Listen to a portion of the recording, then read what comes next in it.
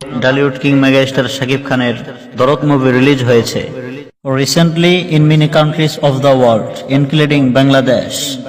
সম্প্রতি বাংলাদেশ সহ বিশ্বের বিভিন্ন কান্ট্রিতে ঢালিউড কিং মেগাস্টার শাকিব খানের দরদ মুভি রিলিজ হয়েছে। I don't care about them. আমি সাধারণত এগুলোর কোনো খোঁজ খবর রাখি না, বাট আমাকে একজন বলল, হুজুর আপনার প্রতি আমার humble request, please exported a message about this. Please এই বিষয়টি নিয়ে আপনি একটি মেসেজ এক্সপোর্ট করেন। I think is very very important topic. By the way, সে আমাকে বলল, হুজুর that topic is specifically focus on.